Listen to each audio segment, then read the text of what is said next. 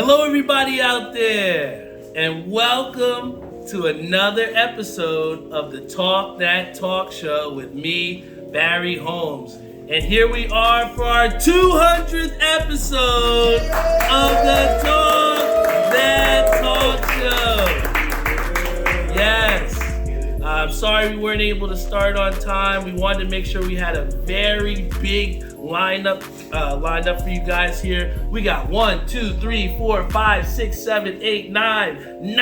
guests for you guys tonight for the 200th episode. 9 guests. And, like I said, I wouldn't have been here at 200 episodes if it wasn't for you all here that put on your shirts, rocked your merchandise, tuned in every single week.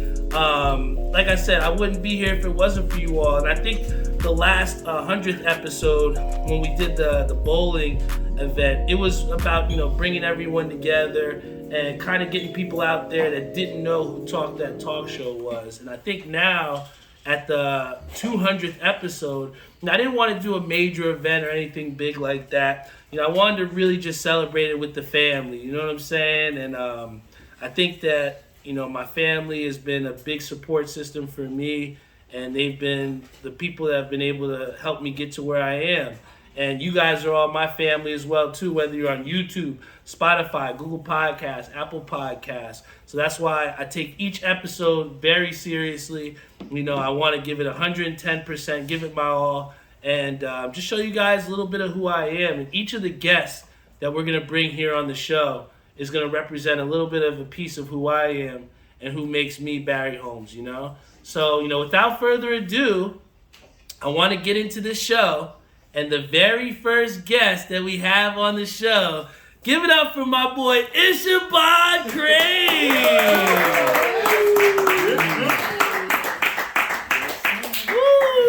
I don't know if you see the Jersey shirt combo. Oh, man, come on. Hey, we had to make sure, he did right. He put his Mets jersey on. We got to start it off. How dumb is Edwin Diaz? How dumb is Edwin Diaz? I don't think he's dumb. It's just such an unfortunate event that just happened. That could have happened when he was playing spring training or whatever. So, now you're 100% right, Ish. I mean, a lot of people have been ripping Edwin Diaz though because of the fact that he was celebrating a pool game. Not a playoff game, not a semifinal game. It was a pool game for the WBC. What do you feel about athletes that have been playing in this WBC and pretty much, putting their careers on the line to maybe get injured? Do you think they should be playing or not? It should, honestly. I see, a lot of people are defending it, saying, they take pride in, playing for their country, but I don't know. Me personally, if somebody gives me, 10 years, $350, I'm not gonna risk it on something like that. Yeah. Where it doesn't really matter, to be honest. And look at Paul George, who got hurt in an Olympic game, and that stunned his career back a little bit. So, a lot of these, sports that are outside of the professional, right outside of those major leagues. It's a little bit interesting when you go as far as playing and risking your career for those injuries, man. But, I'm just happy that, we are going to at least see some Mets baseball. Cohen has been spending some money on our team. After the offseason that we've had, how excited are you to be a Mets fan, Ish? Man, I'm super excited. Can't wait to go to games. But in terms of, the team, I think we look good. Edwin Diaz is definitely, a big, let down, but I don't think we should just kind of go, oh, the season's over. We lost Edwin Diaz. Because remember, before, he was selling.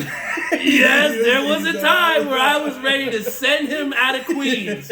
He could not stop a nosebleed, but now he's become one of the best closers, man. But, you are also someone that went to the first Talk That Talk Show Mets event. Can you just describe to the people out there that have not been to that event what it's like to go to a Mets outing? Man, first of all, if you missed it, Yeah, you're selling like Edwin Diaz before. No, but overall, man, the energy is crazy. Like we all go out there and have fun, watching our favorite team, whatever. And that's the thing, man. With spring coming around, I can't wait to see these Mets. I just want to thank you, Ish, for coming on the show and pretty much starting off this star-studded cast here. But just in closing, before you hop off here, what does it mean to you to be a part of this 200th episode and really to kick off the guests here for tonight? Yeah. Well, first of all, I didn't know I was going first until like, but it feels good to be here. I'm glad you had me on, and honestly, like I see a lot of people do stuff like this, like podcasts and all the other stuff, and then when they don't see the numbers they want, then it's kind of like, all right, well, maybe I should give this up. But like, not saying people don't tune into you, but like you just keep going, and like it doesn't matter who's watching or how many, you still do it, and like that shows how much passion you have in it. And I appreciate you so much, Ish, and that's why it was only right to have you start off this show. So everyone, please give a big round of applause to my boy Ishabod Crane for starting off the show. And next up on our list, our star-studded cast, we got a guy who literally oozes swag out of his body, man. He might get people mad when he strikes, but he's a guy that I would not, let's put it this way, I wouldn't have any other person to go to battle with. So everyone, please give a big round of applause to my boy Eric Turner!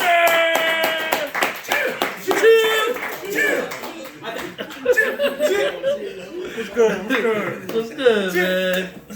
Know what I mean? So how you feeling tonight, E? What's going on with you? Hey man, I'm good. I'm blessed to be here. I'm glad you asked me. I'm glad you here. I'm proud of the way your merch. You know what I mean? Wherever I go.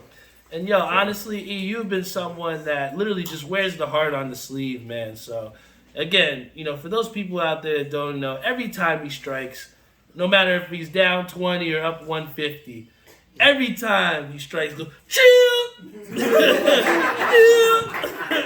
and people go nuts, man. And the one thing that we have seen is people really try to emulate you and mock you with your dance. So how does it make you feel when people mock you when you do your dance, man? They can't do it like me. It's only one original, yo. I'm original. So, they imitate. I was told imitation is the biggest form of flattery. So keep trying to do my dance, but you can't do it like me. Facts, man. And I think that part of how you've been able to come into your own has been the practice that you put in with your coaches, putting in the time, texting me, saying, yo, Barry, I'm in the lab right now. So, just how much can you attribute where you've come to the practice that you've put in?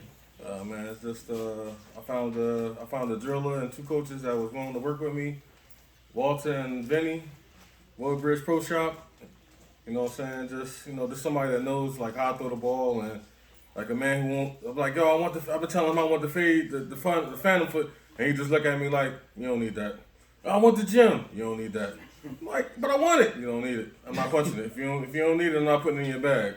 So I mean, you got people that say, oh, you want that? Here, come, get it off the shelf. And if it don't fit your game, you don't know, it doesn't need to be in your bag. And I think that's the biggest thing too, is like communicating and finding those people and those teammates that are willing to tell you, hey, you dropping the ball a little bit, or hey Barry, I need thug ball, So when do you feel it's time to give someone advice? Because it's very tricky when to give someone advice, Well, I bowl with Pops and I bowl with you. So, one time Pops was bowling.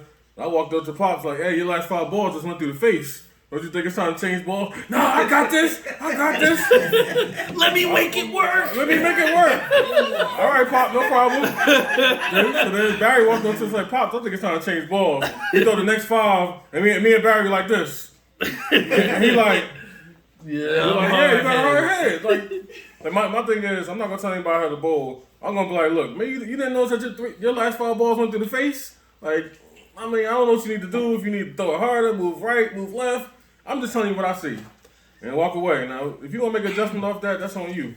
And I think that one thing, too, E, that a lot of people don't realize about you is that, they may know the Eric, the bowler, the cheer, the dancer, but they don't know how much of an amazing father you are too, Eric. So, one of the things that you were so proud to tell me about is just how well your daughter did in basketball. So, how does it mean to you to go out there and see your daughter succeed and have success playing basketball? Man, so it brings joy to my heart. I know my babies, and she don't realize how good she is. It's I guess coming from your dad is different. So I try not to push her too much, but she's a natural athlete. Like I was an athlete, her mother's an athlete. So I played ball when I was in 8th grade, but I didn't like it. I like football. I wanted to hit somebody. So, basketball didn't translate for me. But I had her playing basketball when she was 6 years old, and then she didn't play again for like maybe 5 years. And she was like, "Daddy, I'm going out for the team." I'm like, "All right." Oh shoot! She made. She was starting with the rest of the girls. So she played all. She was one of the few girls that don't come off the court. She played the whole game. And the thing that he's talking about is that she was third in her conference in rebounds with 304, and she was ninth in the state with 304 rebounds. Yo, give it up for Edie's daughter, man. Big shout out. She only 5'7.5", so she like Barkley. And Barkley, she's short, but she know how to clean the glass. So there's one thing before I have you hop off the air here, E. And it's been like a little thing between us where, if you see one or the other is kind of struggling a little bit, and we just point right here. Can you tell the people out there what that means when we go like this? What's in your heart? What's in your heart? Can you dig deep and go get it? Can you give me something 8th, 9th, or 10th? I don't care what you're doing the rest of the frames. 8th, 9th, or 10th, go just close out the game. And we're gonna get to the victory. Hey. And like I said, man, you've been a pleasure to bowl with. I appreciate you so much. And I just want to thank you for supporting me, man, coming here on the podcast, man. My pleasure. All right, everybody, give it up for Chill, my boy. Yeah.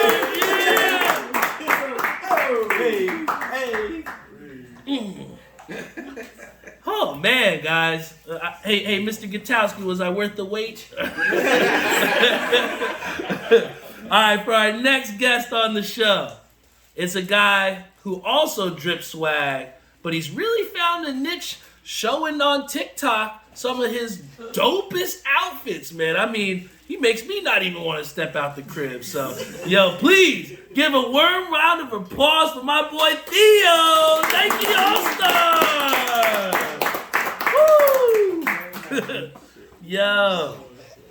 What's good? Now, Theo has one of the highest viewed episodes on Facebook, and he always wants to let people know that, man. But what does it mean, Theo, to come here on the show, not only on the 100th episode, but now to be here on the 200th episode? Man, it's I have to say it's pretty amazing to think that I remember when you first told me you were starting the podcast, and it was like, man, this is kind of like I always thought about like doing something that's like crazy to me, and you killed it. And I enjoy. I always tuned in. So I'm like, I'm proud of you, man. So that's all I can really say, man. Yeah, I appreciate you, Theo. And like I said, I alluded to before. I've seen you've really been killing it on the TikTok and showing people these, these outfits that you come out with so casually. So, how did that start for you, and where do you kind of want to take that, man? Well, it kind of all started because everyone always tell Theo, I love your fits. And I was like, thank you. But that's it. It's always been just something I did. Like my dad dresses nice. So it kind of right to me. So everything's been cool. But it really all started my friend, they bothered me about it. And they're like, Theo, put your stuff on TikTok. Put your stuff on every social media. I'm like, I've always seen people do videos and stuff. But I was like, I'll try it myself. And I've been dabbling with it. I had a tripod, I had everything, so I'm like, let's just do it. So now I've been playing around with it. If I'll take it as far as it goes. I enjoy dressing nice, so it's always been fun for me. Now, when it comes to the fit, everybody, they always are different with how they start the fit. Yeah. How do you start your fit, Theo? Do you start with the hat? Do you start with your sneakers? How do you start your fit out? I'll be honest, I don't know. It's all right. I'll be all right. So a lot of times, cause me, I love my sneakers. Sneakers, everything to me. But a lot of times, I'll look at a shoe and I'm like, I don't know what to do with this. Like me, I had those big red boots coming in. Oh man. I don't know what I'm gonna do, but I'm gonna try something. But me, I can say I do like to start with the sneakers though. But that's just me. I do like I can say or something if it's something new, like I got this new shirt. Mm-hmm. I'll try to start there, and that's how I go. Yeah, man, and like I said, we've seen people that really liked your swag, man, and no, for real, man, it's been dope. And I think another thing that a lot of people don't realize about you is that you really do enjoy the anime. You're really big into the Yu-Gi-Oh, and you've kind of carved your own niche in a way. So, how much does it mean to you to kind of go off that beaten path and just be your own person? I've always thought that doing you is the most important thing. I know a lot of people like to, copy things and try different things, but me, I stick to what I like and what Theo likes. So if Theo likes it, then it's good.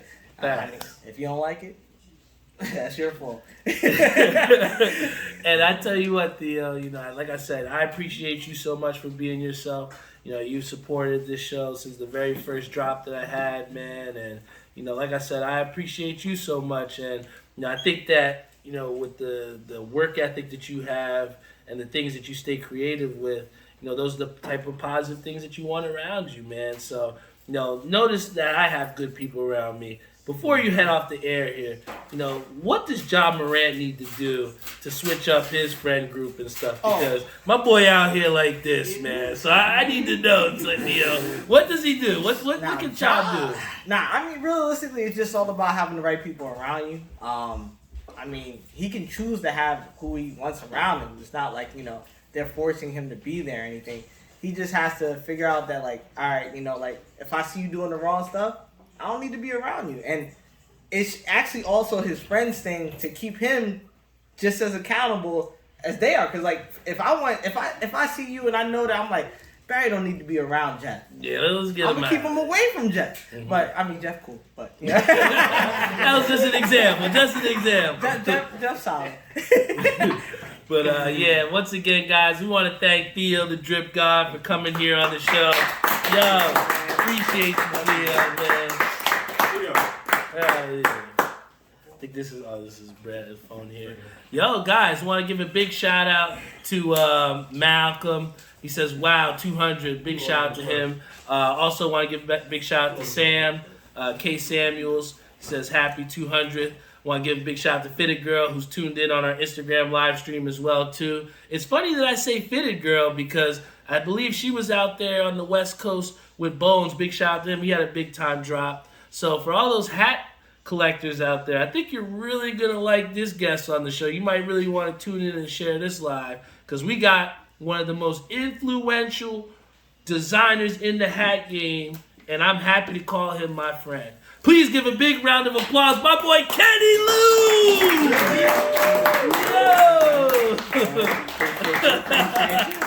Yo! Shout out to y'all out there, everybody up in here. Shout out to y'all. Yes. I think that the thing that makes you so dope, Kenny, is the fact that just how humble you are.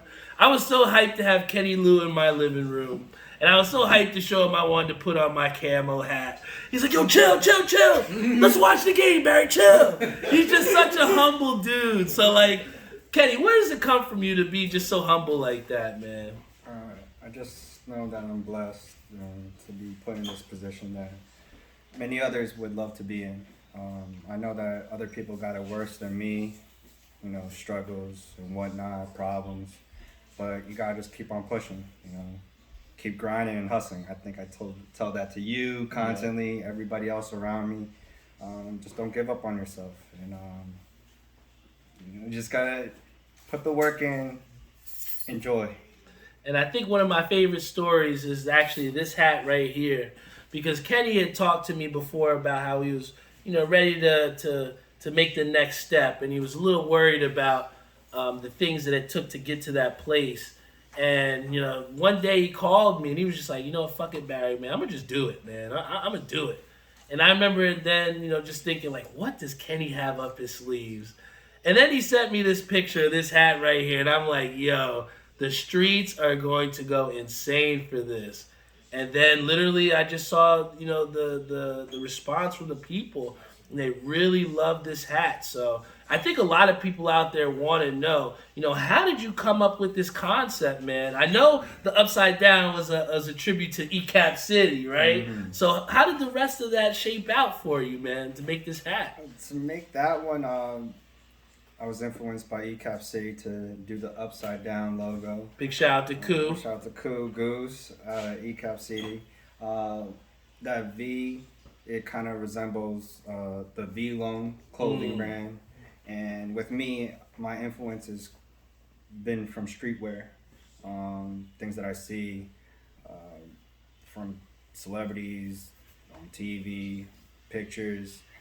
I like to get my influence, and I like to, give props to those people who even influence me. I don't mind giving my, those type of props to people that influence me. I like to put on for others. And I think it's a great segue you say that because, when we first started Garden State Collaborative, we were kind of not worried that people wouldn't fuck with our pins and stuff, but really we just kind of pushed each other to be creative. And really we saw that we sold out at My Fitteds multiple times. We see that people are still asking for our pins. And then we have, people that are really loyal supporters, man. One of being our boy Eric Rivera. Big shout out to him out on the West Coast. So my question to you, Kenny, is, for those people out there like Eric, that support us from day one, what did those types of supporters mean to us, down the line now that you've had so many successful hat releases? It means a lot, that type of support. And with me, I don't care how many followers you have, how many likes you get, who you know. With me, just that genuine respect, that mutual respect, I'll show it off social media. You know what I'm saying, Barry? Like, I show it in real life. I try to support others, the best way that I can, even if they can't do anything for me. And that's the thing, man. I think the selflessness that you've shown has really garnered all the people that have supported you when you've needed them, man. And I think that, and I've talked about this before, support has to be genuine. And when you have people that don't want to support you, it kind of leads you to where, those core values don't really align up, right? But, what I've seen from you is just that consistent work ethic. And even though we might not have been 110% in the hats all the time, whatever you've chosen, whether it be to do a different career path, whether it was to leave a place that everyone you were comfortable at, I think you've pretty much just shown that to get, comfortable, you got to get uncomfortable a little bit. So, when you actually made that leave to go from, My Fitteds to go into a different place, how much doubt did you have in your mind that you were doing the right thing, and how do you feel now about that decision? Without a doubt, I want people to do their own thing. I don't, whatever, your mind, heart, whatever you want to do it. Don't let anybody stop you. And I think that's like, it's just so little words. It just means so much, because I could have stopped episode 100. I could have been like, woo, I made it. And then just stop, So I think like you being here again, it's just a testament to hard work, man. So I'm happy to have you here. I'm happy to call you a friend. And don't worry, guys. Garden State Collab got something cooking up soon. Don't worry about it, all right? Hell yeah. Thank you, Kenny. Appreciate you. And guys, we are slowly but surely moving through this guest list. Are you tired yet? We got Dan Gallup asking, is this a beer? You're damn right it's a beer. Oh, man. But, we like a little bit of rhyming here. I like a little bit of parody. So we had Kenny on here. So, what rhymes with Kenny? Lenny! Give a big shout out to my boy Lenny!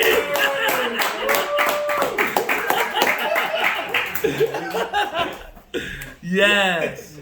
Nah, but no, I'll really give the intro here. This guy Lenny, he's been somebody that, when my brother went away to live in Pennsylvania, he stepped up to bowl doubles with me, And really, just, started out as doubles partners, but really we bonded into a really good friendship, man. So can you just tell the people what our friendship kind of means to you, Lenny?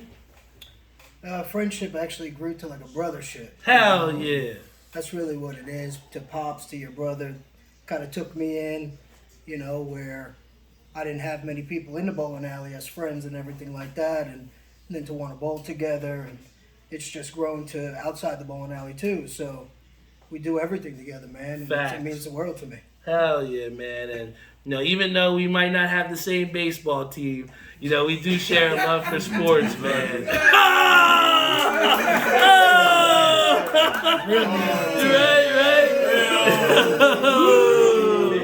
But he's a diehard Yankee fan.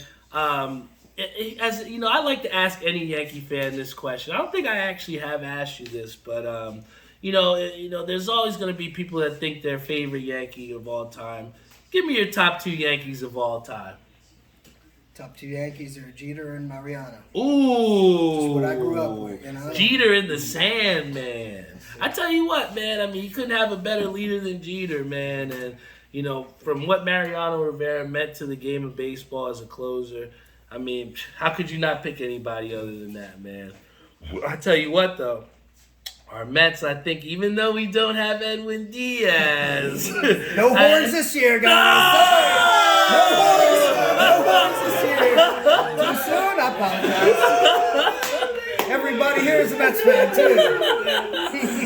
But it's okay, man. That's why I love Lenny, because he doesn't mind, and he loves messing with us, with the Knicks and the Yankees. And you actually have been to the Mets outing as well, too. So you're going to be going to the second one. How excited are you to go to the second Mets outing, Lenny? Oh, I'm excited. Yeah, me and my wife are going. It's going to be a great time, just like last time. You saw DeGrom pitch. It was a one-score game. Yes. I won 1-0.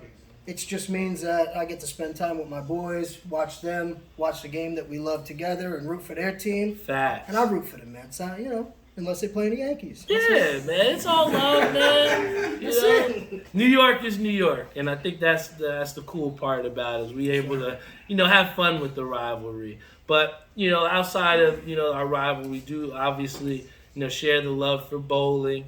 What are your goals? I know you're excited to go to Nationals, but realistically, what are your goals, Lenny's, for Nationals? What do you want to come away with when we leave out of Vegas in July? Well, for my first year, I want to definitely just try to beat average. Try to beat average. Try to put my name in the list somewhere. You know what I mean? Just try to do my best and help the team that we're on together. Obviously singles is just you, but when you're doing doubles, when you're doing a 5-man team, it's about picking each other up, and that's what we always do. So facts, man. I think the ability to pick each other up, is a huge thing in the bowling community, and it's a huge in the bowling game. If you don't have the right partner and the right teammates, it can be a drag, man. Yeah. So can you just kind of talk about just with joining the UBA and now being on DIY, having bold, meaningful games. Can you explain what your experience has been like now that you've joined the UBA for DIY? It's a lot different than league play. It's it's a little more intense. You're gonna have people badgering you the entire time, which is cool. You just gotta have thick skin. You gotta be able to take it and strike on them. Strike on them and then walk it out. Yeah, man. And I think that's one thing that you've constantly, since you've had your first 300. It just oozed that confidence, man. I think every time you come on the lanes, you think you're going to shoot 700. You have that belief. And, it goes a long way. And I think before we head off the air here, I think that we talked about rivalries. But in between bowling, we have our rivalries too. And I think one of my favorite rivalries to watch is between you and Stephen Weeks. I think that battle is like one that I always like signing up. So, not just with Stephen Weeks, but what do those little rivalries within bowling mean to you? Kind of lights a fuse, underneath you. It means that you have to bowl your best. You can't miss. Those 10 pins mean double. It's not just one pin; it's double. And you just dig in a little deeper. When you're going against a team that you got to give 300 handicap pins to. you know you got to dig a little deeper in the beginning of the game so you can make that up. But when you're going against somebody like Steve that does strike on you, and he'll keep going and he'll tell you that he's striking on you. Yeah. You know, you got to dig a little deeper, and you know, fortunately, I've gotten the better of him, you know, the past couple times. So I just keep shooting 700 and hoping the best. It's always good to be on the right side of rivalries, man. But you know, like I said, Lenny, we're gonna have to see if you're the winner of our Talk That Talk Show custom colorway raffle. Before we head off the air, I swear this is my last question. If you win the raffle, what's your colorway gonna be? Don't fucking tell me navy and white. I don't want to hear it, alright? Don't tell me that shit. Then it'll be pinstripe. How about that?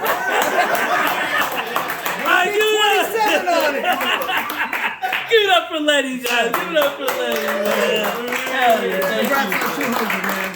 Hey, world, bro. we're going to celebrate, I'm man. going to be there the whole ride. Hey, I appreciate that, Lenny. That's what friends are for. Yo, guys, what an episode, man. I'm so glad you guys are staying up past your bedtime, all right? Right? I'm so happy. Yo, we got our next guest here on the show. This guy, man, I'm so happy to have him coming back. We're going to have him hopefully bowling with us, you know, next year. He's been, you know, the brother to me, to always be the guy of reason, you know, always supporting me and thinking the best of me. And this is why I got to have him on the show. Big shout out to my brother, Barry Holmes. Bring him out here. Bring him out here. What's up, Tyrus? Oh, man. Yo, it's good to have you back, man. Good to be back. Right? And you know what, man? I think that, you know, with all that you've been doing, man, I'm just proud of you, man. You know what I'm saying? What does it mean to you to come back on the 200th episode after you've been on the 100th episode and just be a part of this ride? You were our first guest host on the show too, man. You know what I mean? So you were the first guest host. Only guest host, right? What does it mean to you to be a part of history like this with this show, man? I just feel like you have an enormous amount of trust in me. You set the gold standard for the show, and you let me take the wheel. So I'm a little nervous, but I know that you know I can do it. So that gave me a lot of confidence that you believe in me. Facts, man. I always have, man. I think that when I talk about the family, I'm always the worst bowler in the family because, you know, my brother's got 2 300s in 2 different houses. And I kind of want to extend the same question to you that I said to Lenny. You know, you have 2 300s. You know, you've had success.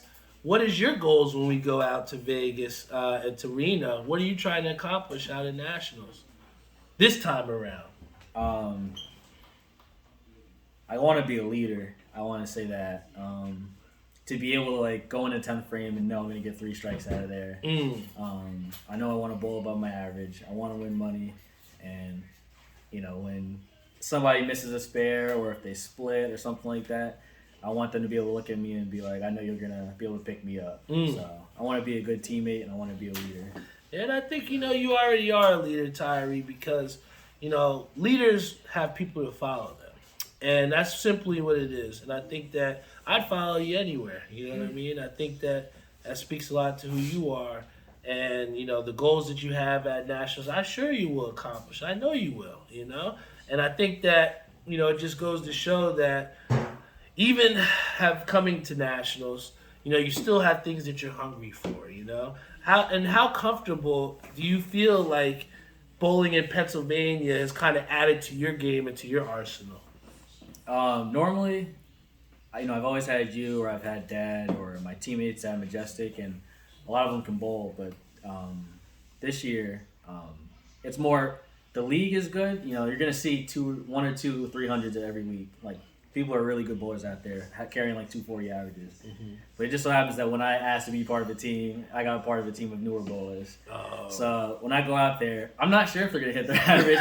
I'm not sure if they're gonna get close, and that might mean I have to shoot a 721 so that we can win by 1 point. So I know when I get there, I have to be on it. Like I can't like go through the motions there. So I feel like my mental game has really been focused, and I'm getting better at making adjustments as soon as they need to be done, as soon as they need to be made. So I just want to say I think I've become more of a competitor in the bowling scene. Hell yeah, man. I think that adjustments are a big part of how you have success. And I think that, even from what we've seen recently from certain bowlers, they'll have great first games, but then shit the bed the next 2 or 3. Or as Eric will say, Barry, you're dicky doo-doo right now. You're dicky doo-doo. So I just think that, like you said, that mental fortitude that you've had, that you've established from bowling out in Pennsylvania, it's only going to help you, man. And I have all the faith in you. When we come back, hopefully the Majestic next year, we might have to have you down, at those bottom slots, man. You going to be ready for that? Yeah, I'm going to earn it. I bet, man. And I think that one thing you have earned is a top slot next to me in this bracket challenge. We're kind of neck and neck. I've really enjoyed watching this college basketball. Can you tell the people who you have winning your bracket and tell them why? I have Texas. I wanted to go somewhere. I like the Texas team. I like Purdue, and I liked Kansas going into it. But out of those, I felt like Texas had the strongest team. I felt like their strength of schedule was pretty good. They played a lot of top 25 teams. Got some wins over them. And it is the tournament, so as much as you want to go with who's got like the best stats, sometimes it's just kind of a gamble. So I wanted to kind of do something that was out of the ordinary a little bit, so I picked Texas.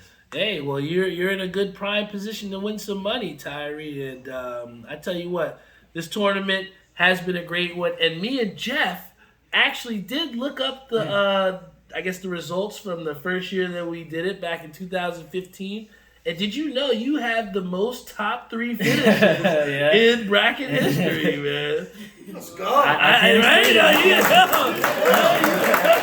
Little do you know, you have the most top finishes, man. So Texas might not be out of the realm, guys, if you want. I need a preview show every March. Right. You might need the preview show. My picks on that. But Send me your bracket. Tyree actually was one of the first specialists on this show because you were a specialist for UFC. So before I have you hop off the show here, I gotta ask you, because Say, I know you're watching, Say, I want you to listen to this answer.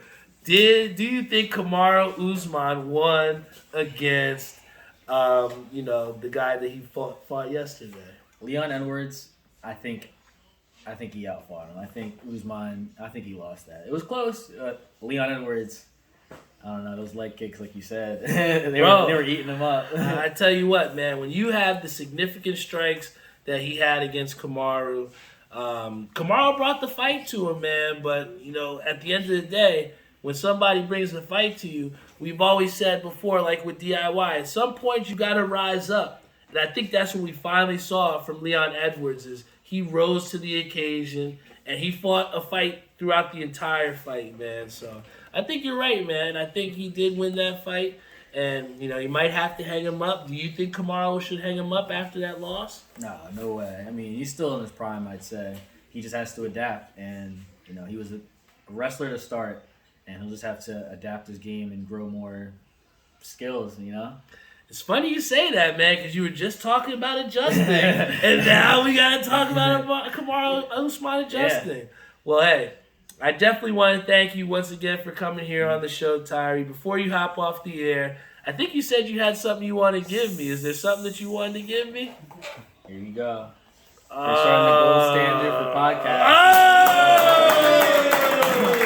He said the gold standard.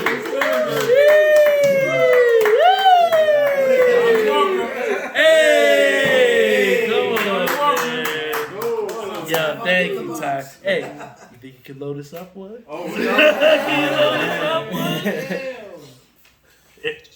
Why don't you set it up? Okay, he got it. Okay, we going gully from the bottom. What we doing?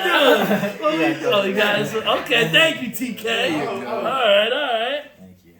Damn.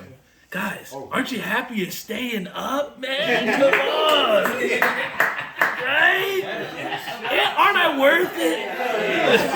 Aren't the guests worth it? Don't you want to see me and my brother take a shot? You know, come on, man. All right, Tyre, here. You give the toast. Give the toast. To 200 episodes of excellence. Ooh, I like it. Hey. Woo. I hope Dina not watching this. All right, Tyre, thank you so much. All right. I am going to work tomorrow, I promise you. All right, and for our next guest on the show, one of the most annoying little niggas I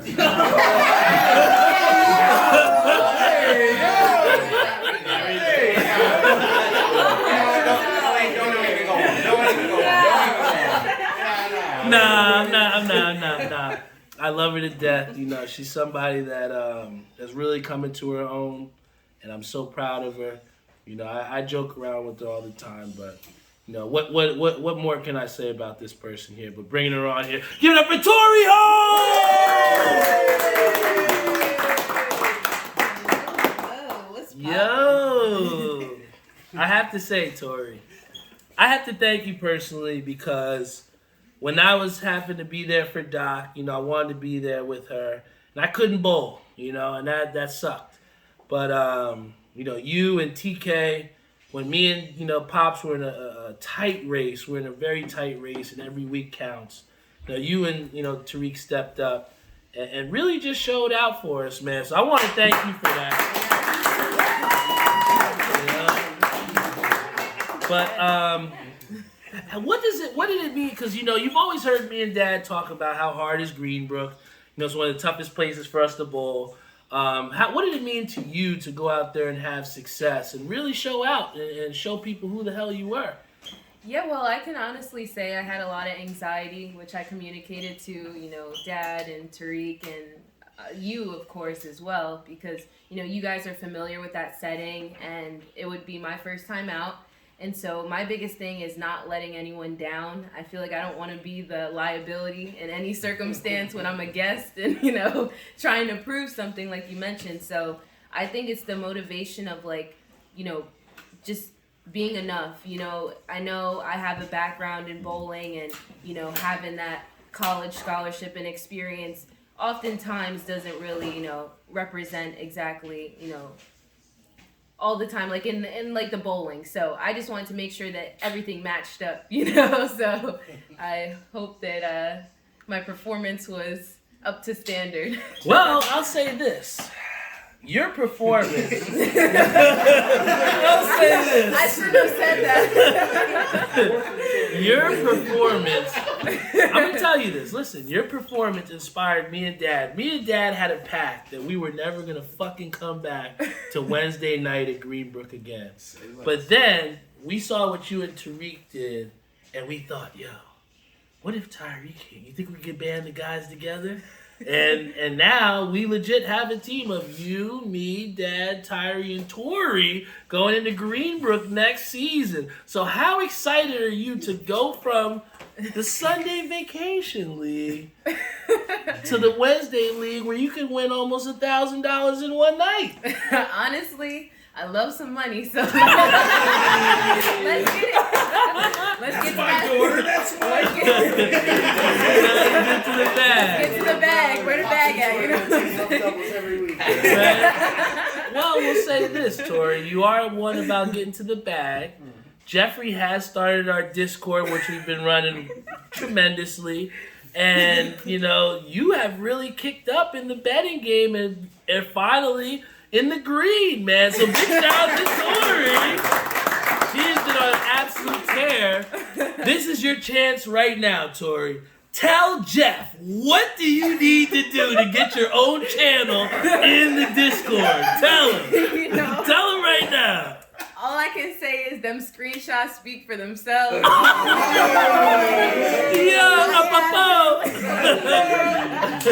I mean, it's not in comparison to a lot of the big bettors out there, the bet masters.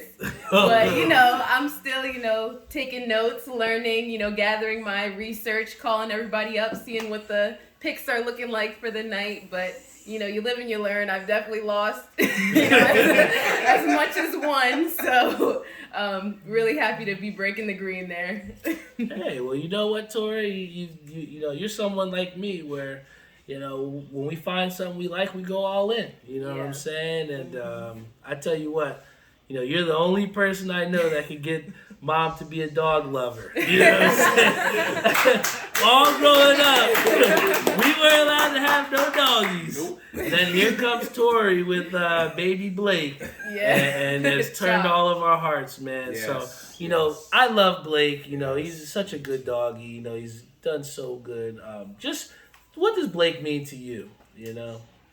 Blake is hard to put into words. He's everything to me. Honestly, I feel like everything happens for a reason, and he has this capability of just being the best dog ever. That's just the best way I can say it. He brings people together. He was a rescue, so he didn't have the best history, but just seeing how far he's come from being in the streets of Baltimore to now, over 1.4 million on TikTok, a brand ambassador.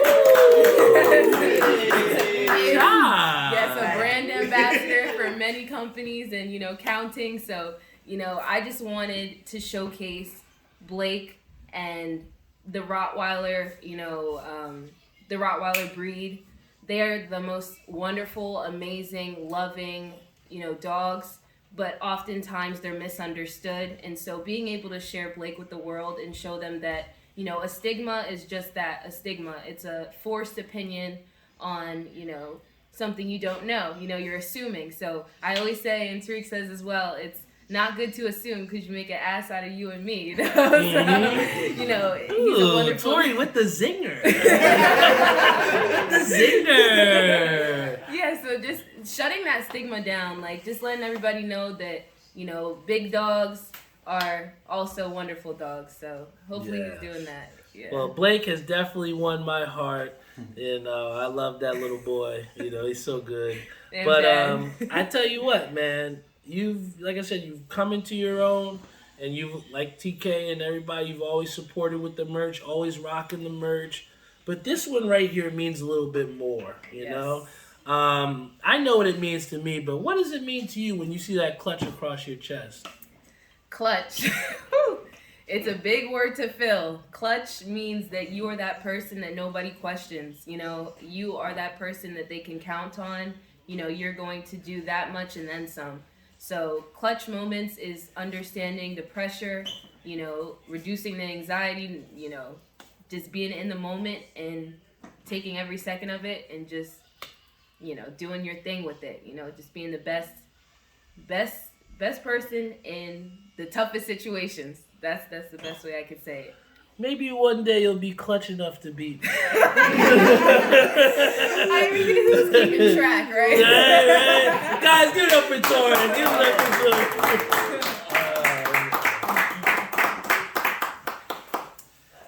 And then we've gotten through this guest list, guys. Thank you guys so much for tuning into the Talk That Talk show. I love you all, and I'll see you in episode 201. Psych! You thought we was done? You thought we was done? Nah, man, we still got some more to go. I got another guest here on the show. Big shout out to Derek Thomason, who says congrats. Big shout out to Ethan, who says thanks. Big shout out to Brienne Pearson, who was there for our 100th episode. I love you, Brienne. Thank you so much for tuning in. Yeah, man, we're almost at the end of the show. We got a couple guests here left. I thank you guys for tuning in here on a Sunday night. I know a lot of us have work tomorrow, but it means so much to have so many people here with me on my 200th episode, tuning in live on Facebook, tuning in live on Instagram, being here to celebrate with me. This is exactly what I wanted. I didn't want another bowling alley type atmosphere. I wanted my family here. And that's what I've had here. And the next person I have here on the show is someone that, like Lenny has alluded to before, is someone that's turned into like a brother to me. You know, someone that I'll call up, someone I'll text, it don't matter. He's got his own channel here on the Discord now. You know, he's just really a good dude, man. And I'm just happy to call him one of my really good friends now, too. So, guys, give a big round of applause for my boy TK! TK! Woo! What's good, man? Chilling. How you feeling? This is actually your first time on the Yes, sir. show, Yes, man.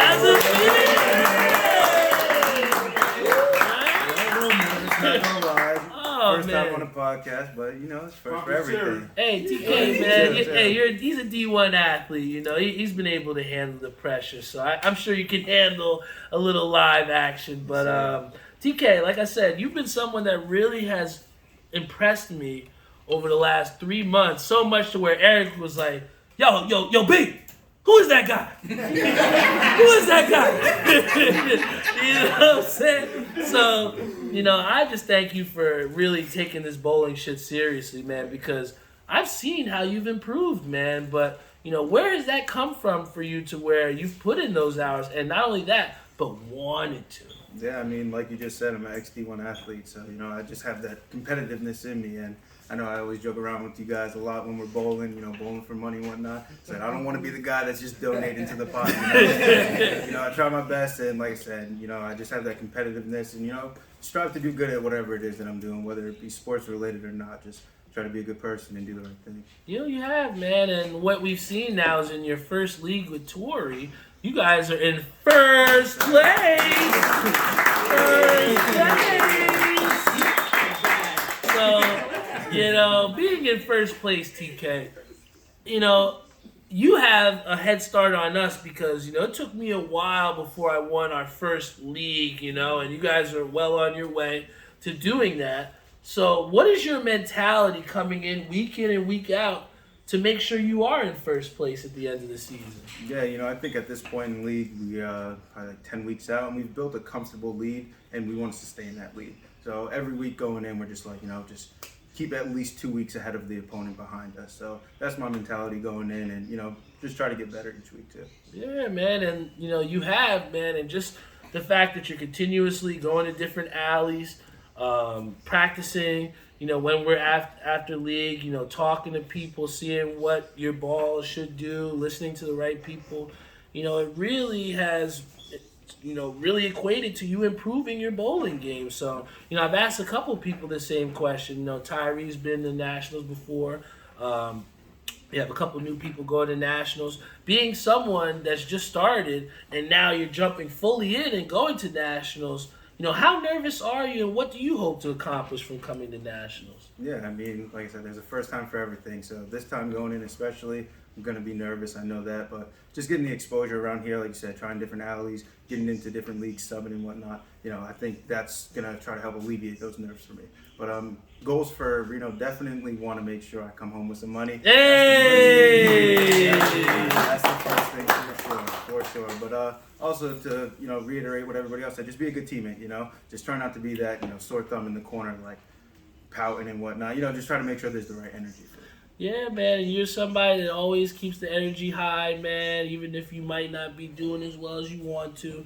And that means the most to when we're bowling, man. I can't tell you how many times where we've had somebody like a Walter who misses a 10-pin, and now we're out here trying to carry this motherfucker, you know what I'm saying? And, you know, he carries us in times too, and that's what teammates are for, but it's all, like you said, about the energy, you know what I'm saying? And I think that just from seeing you bounce off with Tori a little bit, you guys have a nice energy and nice chemistry within you two, and I think that from what I've seen with you, I mean, at first I didn't know, you know, how I could give you any tips with the two-hand, but really you've kind of shown yourself the way, you know? So what kind of put you in that direction to be a two-handed bowler? I mean, to be honest, it's because of my football career. So my senior year, I broke my pinky and I broke my hand. So, you know, just being able to grip the ball with one hand was a little tough at first.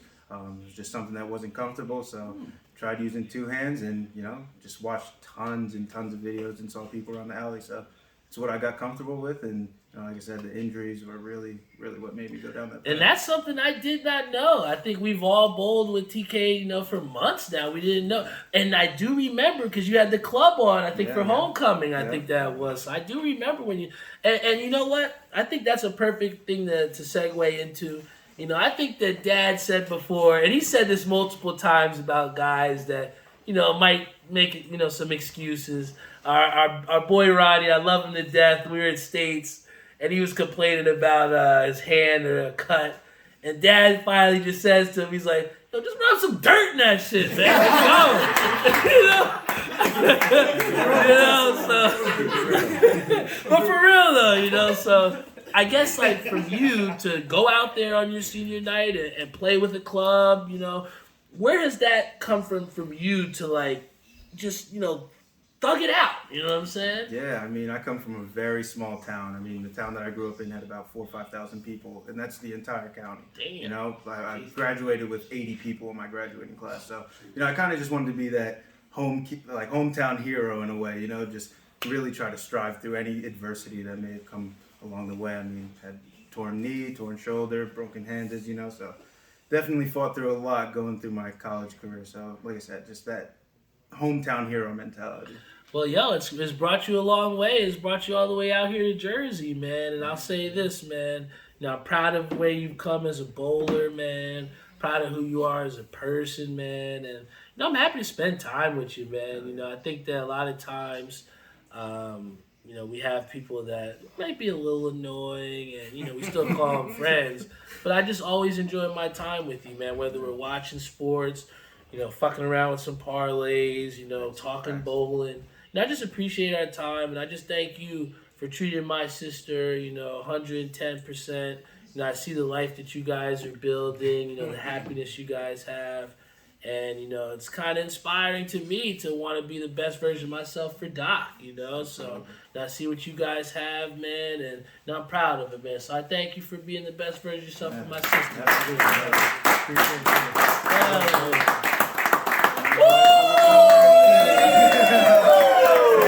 I told you I like this nigga, man. I told you. All right. Oh no, yeah, fuck it, man. It's the 200th episode. Come on, man. Come on. You have a little bit of the Bel Air, man. Yes, sir. All right, so you popped it. So hey, we get to make the toast. What you want to toast to, TK? Man, just consistency. You've truly been consistent this year through all the adversity, the car crash situation with Ashley. There's just been a lot going on this year. So being consistent, this means a lot. Look up to you with this. Thank you, TK. Big shout out to you. We still here, baby.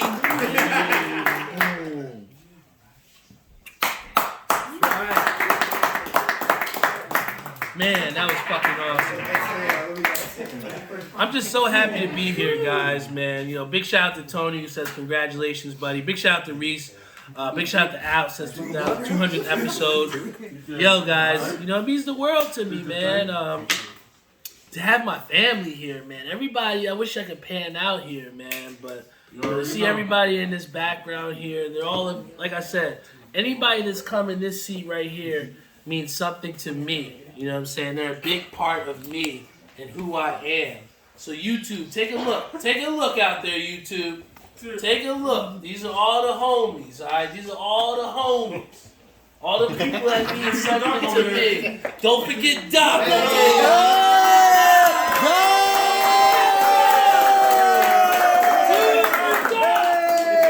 Do it for Doc. But, yo, we got two more guests here on the show. This next guy, gotta say, this is my partner in crime. A guy that is the reason who I am. He's somebody that constantly pushes me forward, constantly tells me to be the best version of myself. And even though sometimes I might not do my best, he still wants to suit up with me and unconditionally. and I might cross my body, but he ain't afraid to tell me to fucking throw that shit, all right? Big shout out to my boy Pop!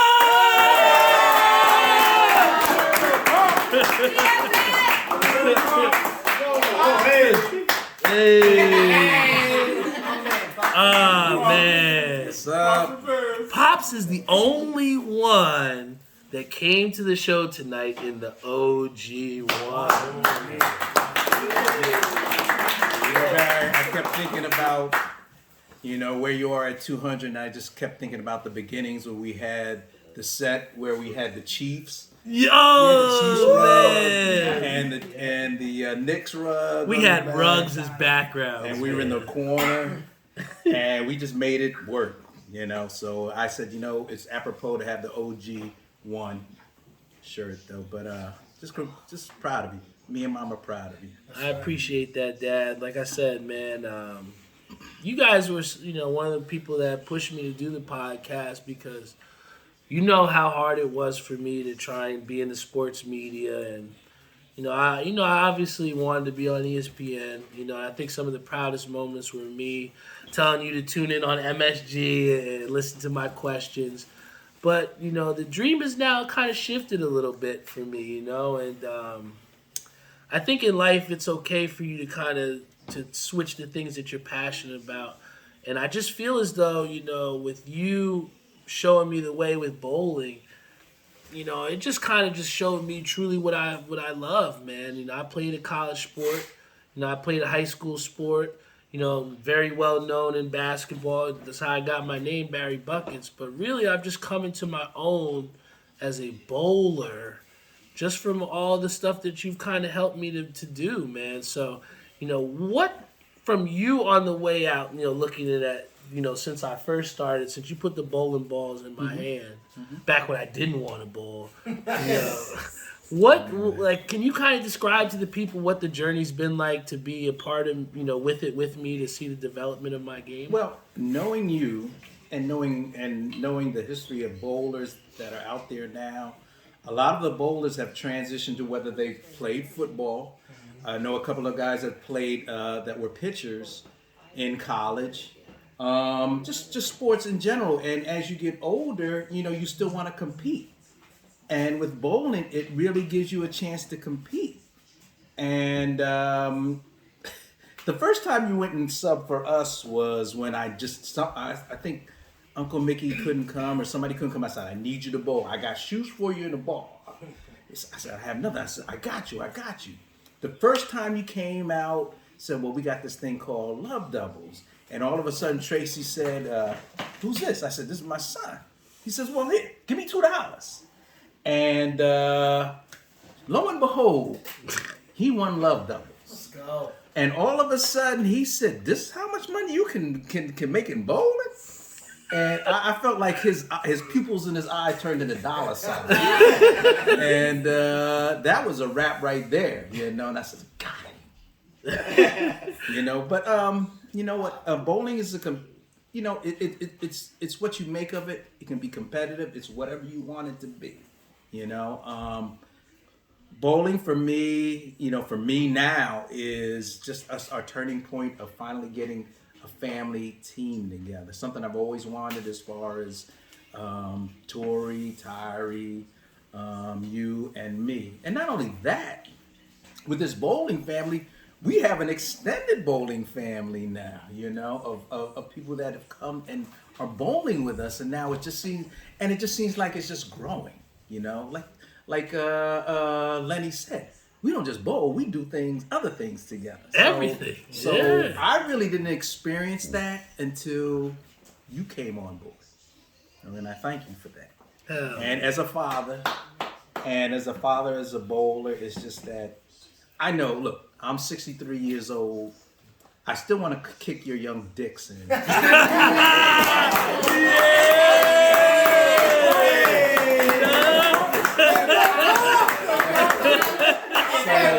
Whatever muscle I can muster up until I can't no more, I'm gonna give it to you guys, and I expect it right back for you guys to get a chance. All right. But he's on my team. You got my $50, Pops.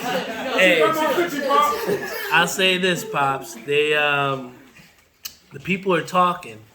And, you know, one of the things that, you know, people have said is that, you know, our DIY team is tough, but we're lacking some scratch bowlers. And we have someone here, Rob, that says we need you to come to DIY, Pops. So here's our thing right here, right? How much, when it's said and done, how much can we say that you might be on DIY in the near future?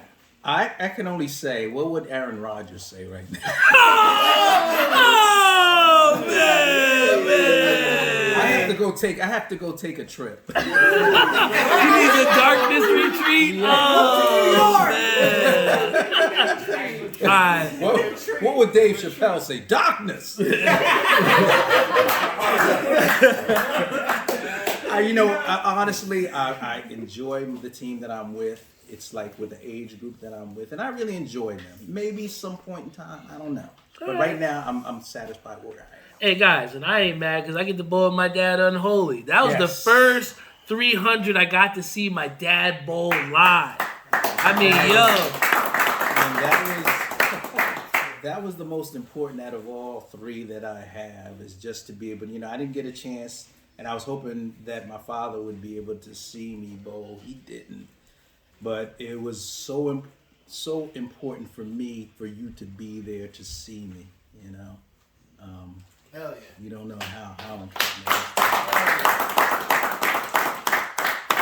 is. And you were there for my first 700. Yes. You were there for my first win, where I won a lot of money. You were there, for my first home run. One of my favorite stories that people don't know. So my dad used to be a third base coach for us in baseball. And there was a time where, when the third out's it, someone catches the ball, but you constantly want to run the base just in case they drop it. My dad didn't realize how many outs there were, and the guy caught the ball, but I was still around in third. And he's like, Barry, get back! Get back! And I'm like, I think there's 3 outs, but okay, Dad. I'm trying to run back. And I didn't make it, but I tell that story to say that my dad just had so much fucking intensity at an 11-year-old playing baseball. And that's kind of like where I get my intensity from, man. I mean, there's times, people say E's doing his thing and, he's dancing. But I think my intensity comes in a little bit of a different way, to where it's a little bit, where I'll let you know. And I think that it's something I've kind of had to come into my own with as a bowler. And you've really just not really, what's the one that I want to say? You haven't limited me. You've encouraged it, for me to be myself. And I want to thank you for that, because, there's so many times in the bowling alley, there's so many times anywhere else, people are just afraid to be themselves, man. They're afraid. And one thing, whether you're annoying or embarrassing or saying some pause shit, Dad just does not give a shit, man. He doesn't. I do not. And I think that just, that's why I'm the way I am, man. And I think that when you have that ability to just be yourself and to be vulnerable, man, I mean, what else could you ask for? Well, Barry, I think, how can I say it? It's part of the game. I think it's part of your personality as well. And if I'm going to stifle you, I'm not helping you to be the best that you are. There's times that I have to cringe when you say some stuff, but I'm like saying, you know what? Especially when you get on the microphone. We kicked your dicks in. That's right.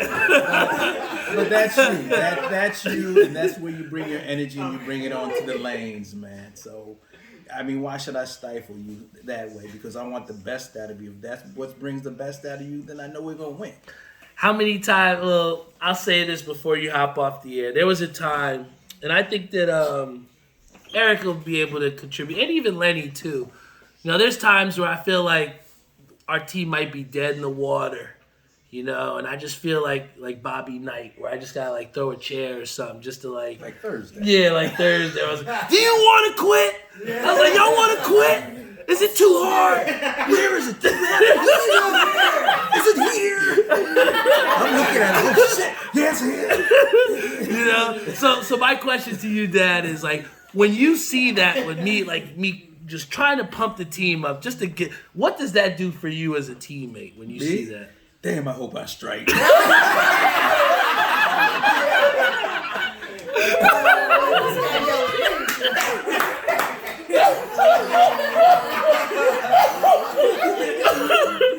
Oh my God.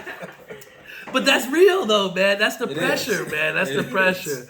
But yo, there's nobody that I wouldn't want to go into battle with, man. Oh, like I say, and I always say, son, I mean, you and me, we're at the Alamo, the doors are closing, they're shooting at us, and I'm like saying, you know what, let's just kick those doors in and just let's blast. If we're gonna go out, let's go out swinging and fighting and shooting. And we ain't got no keychains like John Moran, baby. Big time rap. Big shout to Pops, man.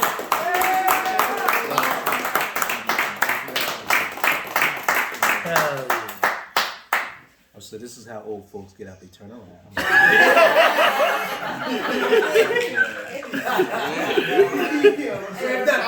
Oh, man.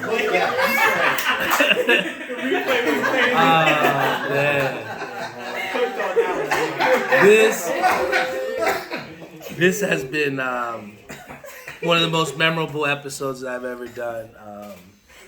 You know, the 100th episode, like I said, it was dope. You know, we had a great turnout. We had people that showed up at Majestic, but this one just means a little bit more, man. To have the people here at the time that we're doing it, the sacrifice people are taking. You know, Doc's not feeling her best, and she still wanted to come out here and support. You know, I think that before I bring, you know, our last guest here on the show, I just want to thank Doc because, you know, with everything that she's been through, she still finds a way to support me. Even if she's not allowed to drive, you know, her dad's going to come pick her up. You know, just no matter what it is, you know, she just finds a way to support me.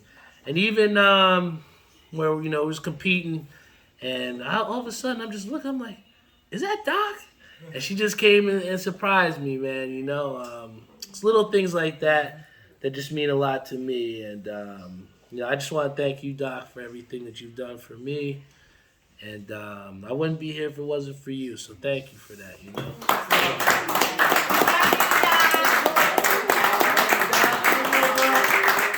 Don't cry. And before we get off the air, man, you know, it started with this guy. It's my best friend, man. You know, we started out walking home from middle school together, you know, joking.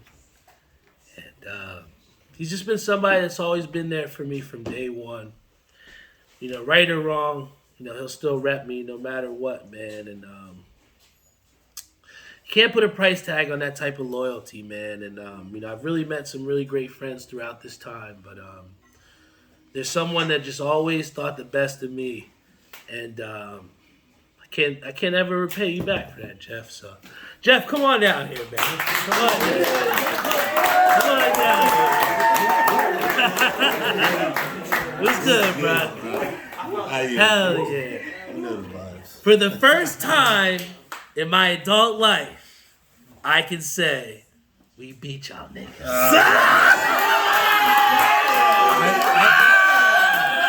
How about the Knicks, baby? How about the Knicks? I knew Barry wasn't going to let me live that down. Hey, all I've been hearing, yo, Barry, them Knicks suck, man. I was talking shit. Hey, yo, y'all better beat us this time. You know? But I will say this. Guys, stop sleeping on the Brooklyn Nets. Stop sleeping on the Brooklyn Nets. I'm going to say that right now. And Jeff, I want to let you tell the people why they should stop sleeping on the Brooklyn Nets. Just because I feel like they're hungry now. Like, everybody's counting them out. So, like, now it's not like everybody was, picking on them because KD and Kyrie. So now it's like they're the underdogs. Almost every matchup they go into, they're underdogs. So I feel like they're scrappy. They're still missing a star. They are, but I think in the offseason they're definitely going to make some moves. So it's going to be a different dynamic from that team. It's not coming at you with the star power, the household names. It's just going to a team that's going to go out there and fight every night.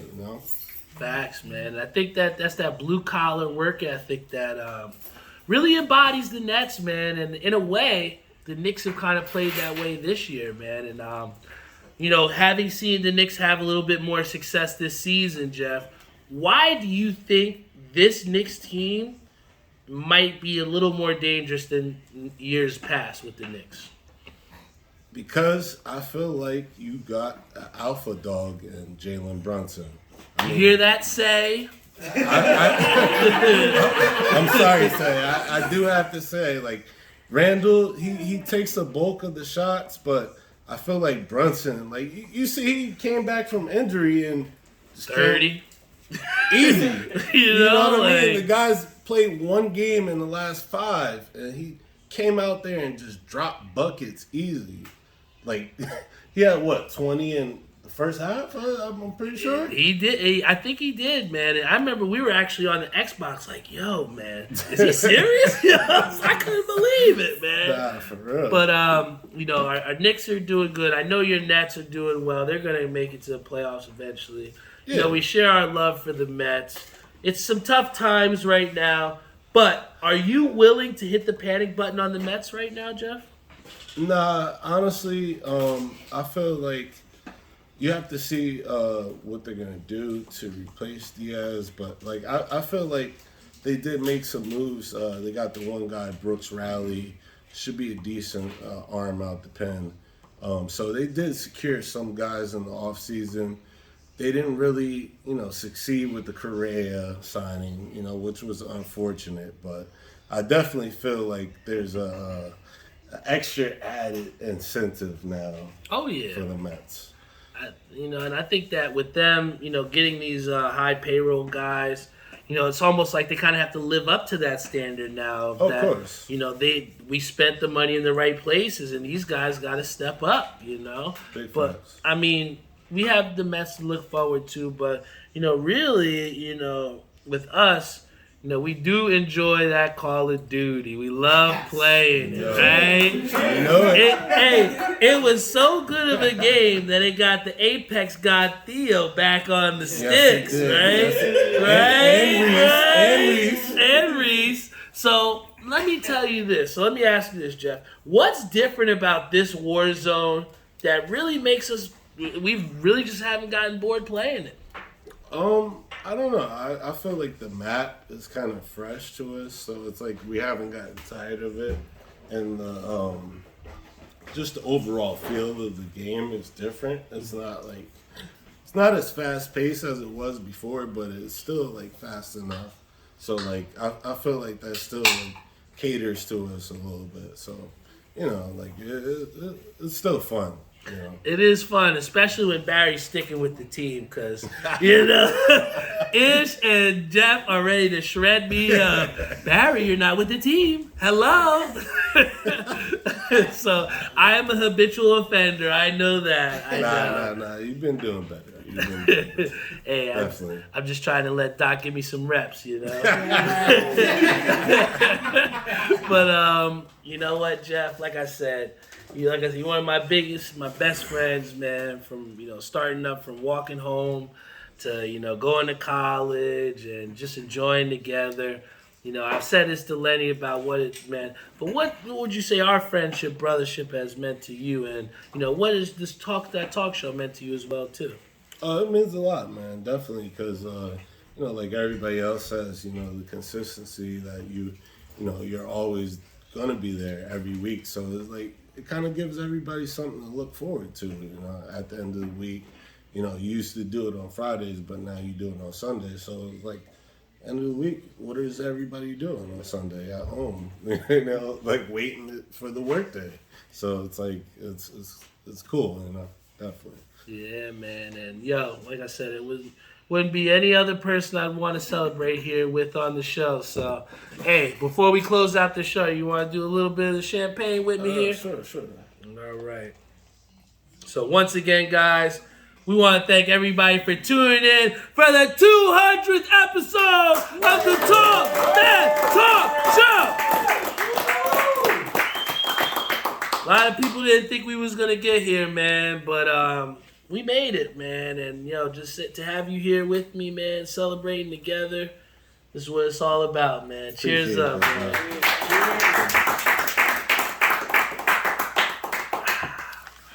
And now we got to get to this custom colorway raffle. All right? We got to get to this colorway raffle. Somebody is going to get to design the next Talk That Talk Show piece of apparel. I hope it ain't Letty. I'm kidding, because I know he's going to make it navy and white. And I'm going to have to tell all the people about how, guys, I made it navy and white because my really good friend Lanny is a Yankee fan. I love him, but I made this really bad raffle idea. So, you know what? I think it's only apropos, Jeff, that we're going to trade you out here for someone, the lucky person to pick this ticket out. And I think we're going to have Doc pick this ticket here.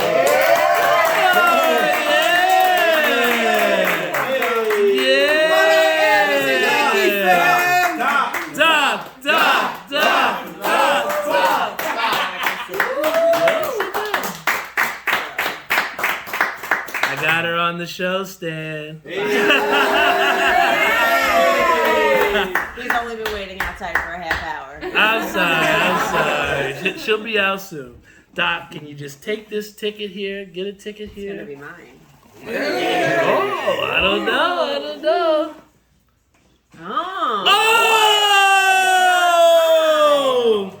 But it's The winner of the Talk That Talk Show custom colorway raffle. The most annoying nigga in the world, Tori! Tori has just won.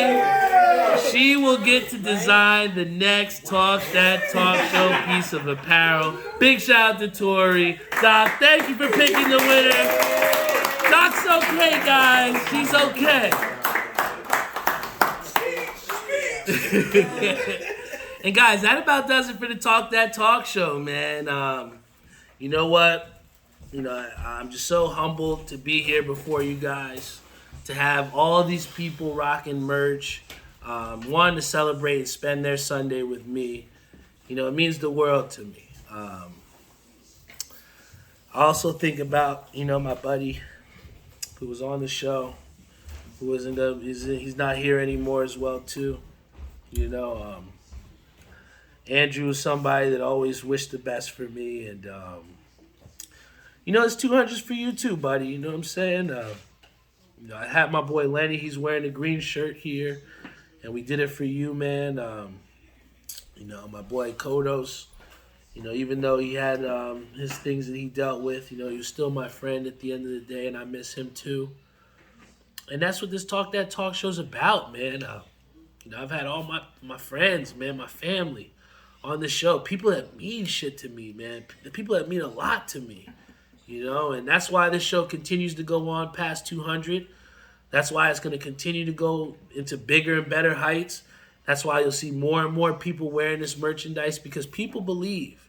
And when you have people that believe, you have a very, very important responsibility to uphold, man. And I never take that for granted.